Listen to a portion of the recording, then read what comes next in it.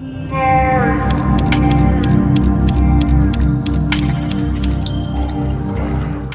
guys, it's Kayla, and for today's vlog, I will be sharing with you guys my go-to makeup routine. So in other words, ito yung makeup routine na ginagawa ko back when we had school and every time na alis ako ng dorm or ng bahay. So now, let us finally get our makeup routine started.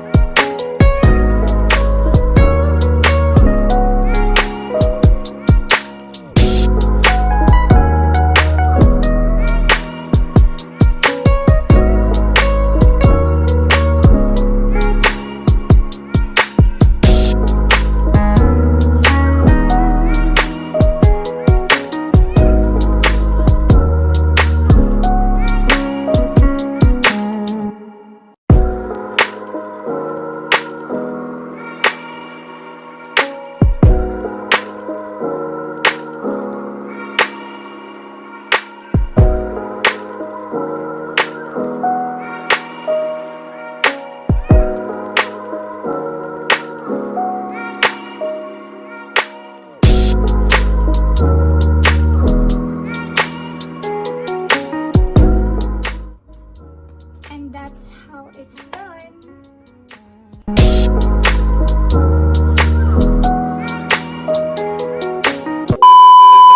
This vlog is not only about my go-to makeup routine. I will also be showing you the PR package that I got from Lucidlip. Ang laman nito ay puro lip gloss and we are going to open it. Wait, before that pala, before nila isend sa akin to, meron na agad ako na-receive na 2 glosses.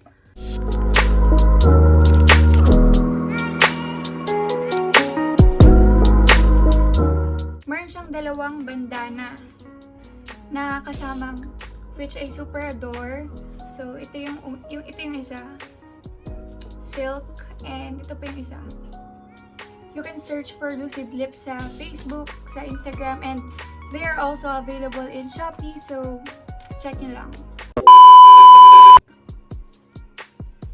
So, meron lang siyang tie sa likod, sa dulo.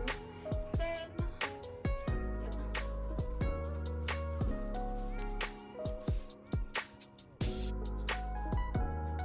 yan, di ba mukha akong milk baby?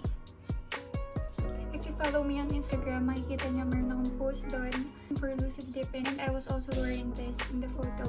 Binura ko muna yung lipstick ko para hindi madumihan yung wand. yung favorite ko.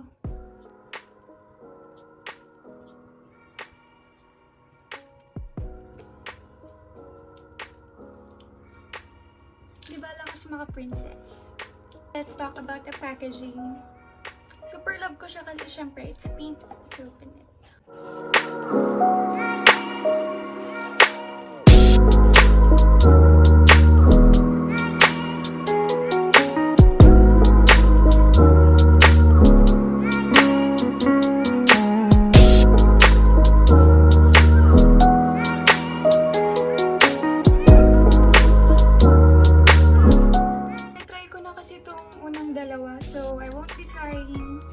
This too, kasi it's better if you don't share glosses for hygienic purposes. And this three, ayoko pa rin itry kasi meron pa ako nito. What you need to know about Lucidlip is that it is a local brand, cruelty-free, btla registered, which means that it provides authenticity to ensure safety for the brand itself and for its customers. Tapos, they are available on Shopee, and then unlike other glosses, hindi siya super sticky, so hindi siya uncomfy sa lips. I tried another thing. Di ba naglagay ako ng gloss kanina? So, pinatungan ko siya nung lipstick ko. Let's go back to the glosses. Yun, di ba? In total, meron ako nung 7 glosses. Ito yung unang dalawa na sinend nila.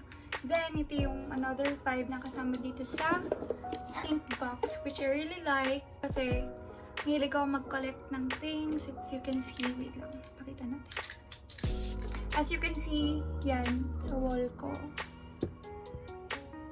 Yan. So, ito parang very useful kasi pwede ako maglagay ng random things here. So, introduce ko muna sa inyo isa-isa itong princess-inspired gloss collection. The first one will be Aurora, the red one. Secondly, itong blue. This is Ella as in Cinderella. Tapos yung yellow ay Belle. The purple one is Alice. And lastly, the white with a green hint is Ariel. So yun, since this collection is princess-inspired, they are named after the princesses. Pa!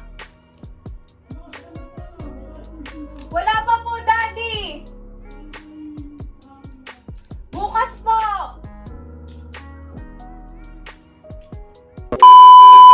Since ito yung princess-inspired gloss collection, obviously they are named after the Disney princesses.